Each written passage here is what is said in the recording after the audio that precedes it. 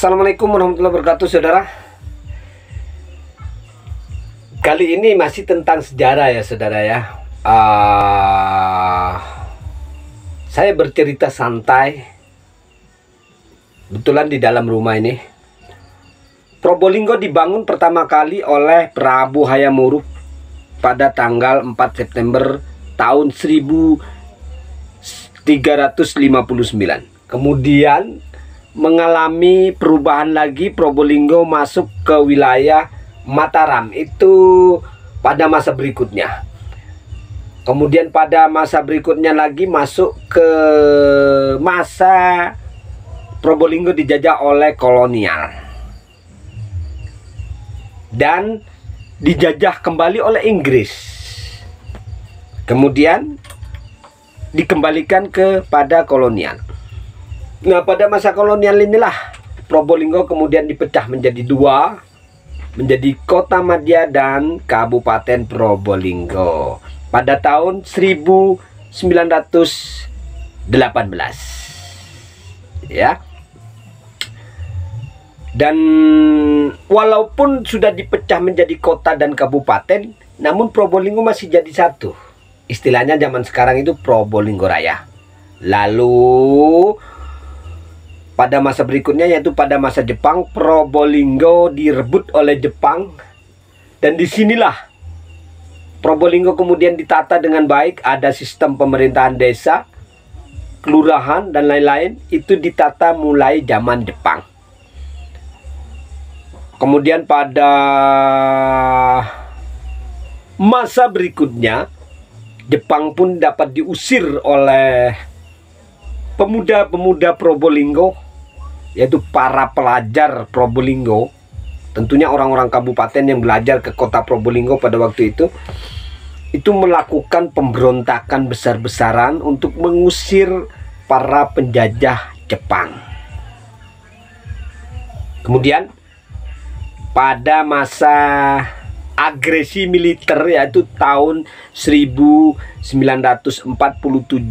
sampai 1950, di Probolinggo, kota Probolinggo ya, kota Probolinggo dikuasai oleh Belanda II, menjadi pusat pemerintahan Belanda II, yaitu pusatnya kota Probolinggo. Kemudian yang dikuasai oleh Belanda ya, Gending sampai ke Paiton itu dikuasai oleh Belanda. Lalu di desa-desa itu masih dikuasai oleh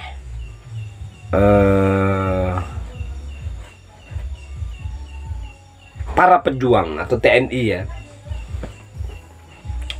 Jadi kemudian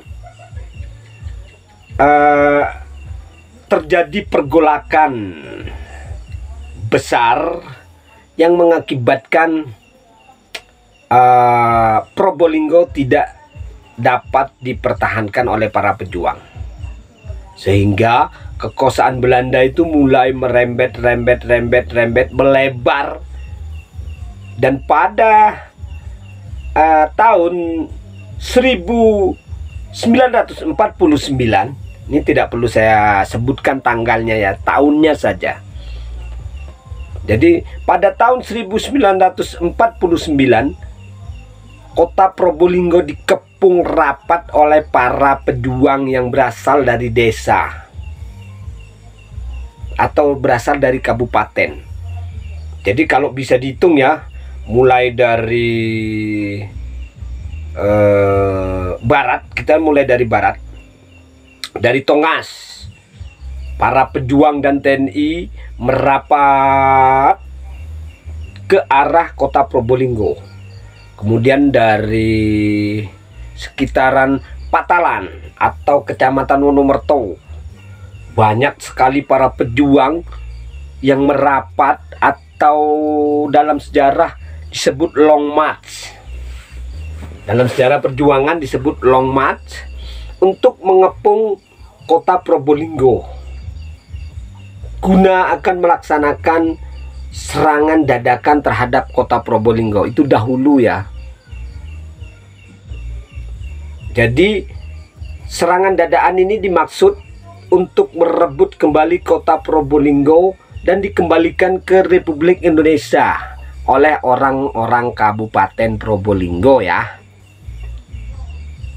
Banyak sekali pahlawan-pahlawan yang gugur untuk merebut kembali kota Probolinggo. Juga dari sekitaran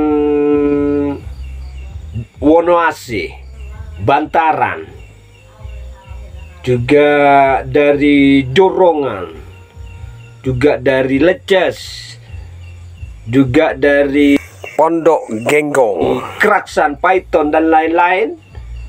Para pejuang berkumpul menjadi satu, mengepung kota Probolinggo untuk mengembalikan, untuk merebut kembali kota Probolinggo dari kekuasaan Belanda II yang saat itu sangat kejam terhadap masyarakat ya saudara.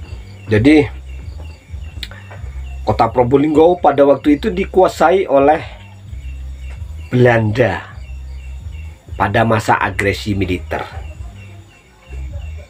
Akhirnya masuk ke wilayah kekuasaan Belanda yang pada saat itu merebut kota Yogyakarta kalau tidak salah ya. Jadi para pejuang Probolinggo mempertahankan atau merebut kembali yang namanya kota Probolinggo. Mereka tidak peduli, mereka tidak peduli harta, tahta mereka, bahkan nyawa para pahlawan dikorbankan untuk merebut kembali kota Probolinggo. Agar kota Probolinggo menjadi satu lagi dengan Republik Indonesia dan bulat disebut sebagai Probolinggo. Itu adalah usaha atau perjuangan para pahlawan kita. Jadi tentang perjuangan para pahlawan kita itu bisa dilihat dalam video dari tadi ya. Anda saksikan videonya ini. Itulah gambaran perjuangan para pahlawan kita untuk kembali mempersatukan Probolinggo menjadi satu kesatuan NKRI. Jadi sebenarnya kita harus berterima kasih ya kepada para pahlawan kita yang telah memperjuangkan memerdekakan kota Probolinggo dari penjajah. Namun pada saat ini Probolinggo sepertinya akan dipecah lagi ya, dipecah menjadi dua lagi oleh sistem pemerintahan yang ada saat ini. Menjadi rahasia umum di Probolinggo yang mengatakan bahwasanya urusan kabupaten ya urusan kabupaten, urusan kota Probolinggo ya mari urusan kota Probolinggo. Jadi tidak boleh ikut campur dalam hal pemerintahan. Justru ini membuat sedikit keretakan antara pemerintahan dengan pemerintahan, maksudnya pemerintah kota dan pemerintah kabupaten ya. Jadi jika ada acara untuk mendatangkan para ahli, ketika para ahli tersebut ada di kabupaten, maka kota Probolinggo tidak mau menggunakan tenaga tersebut. Jadi ada apa dengan Probolinggo sekarang? Dahulu oleh orang-orang kabupaten Probolinggo dipersatukan dengan nyawa, dengan harta, dengan air mata. Kota Probolinggo direbut oleh para pejuang yang berasal dari Kabupaten Probolinggo. Itu dahulu ya, dipersatukan oleh perjuangan para pahlawan TNI, juga TNI. Namun sekarang kenapa harus dipisah lagi? Kenapa harus ada sket di antara kita, kota dan kabupaten, yang seharusnya tidak perlu ada ya, karena rakyat Probolinggo tidak ada rakyat kota, juga tidak ada rakyat kabupaten. Yang ada rakyat Probolinggo. Itu sudah ada tercatat dalam sejarah. Yang mana Probolinggo dipecah-pecah menjadi dua atau dipisah-pisah oleh penjajah. Dan dipersatukan kembali oleh para pejuang, juga TNI. Dengan kata Allahu Akbar, mereka dapat memperjuangkan untuk mempersatukan Probolinggo kembali yang dipisah-pisah oleh para penjajah. Jadi dahulu itu ada sistemnya penjajah ya, dengan memetak-metak, ada kota, ada kabupaten. Jadi urusan kota ya kota, orang kabupaten jangan ikut-ikut.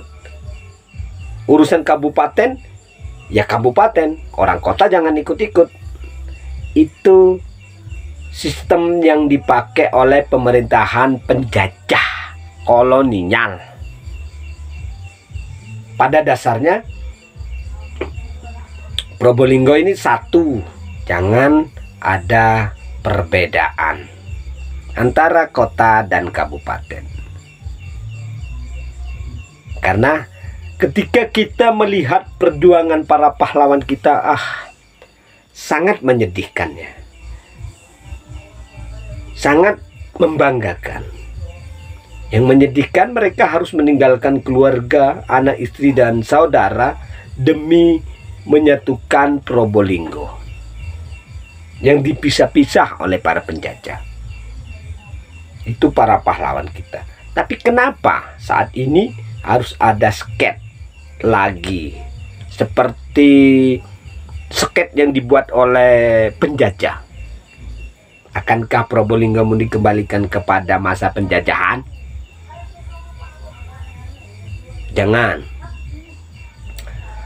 Jangan sampai terjadi. Mari kita ingat lagi sejarah masa lalu Probolinggo. Dengan mengingat sejarah masa lalu Probolinggo, maka Probolinggo kita ini akan menjadi daerah atau wilayah yang kuat, hebat, maju, mapan, makmur, damai, sentosa, merdeka. Wabillahi taufiq wal hidayah. Wassalamualaikum warahmatullahi wabarakatuh. Bisa ditunggu tayangan video berikutnya.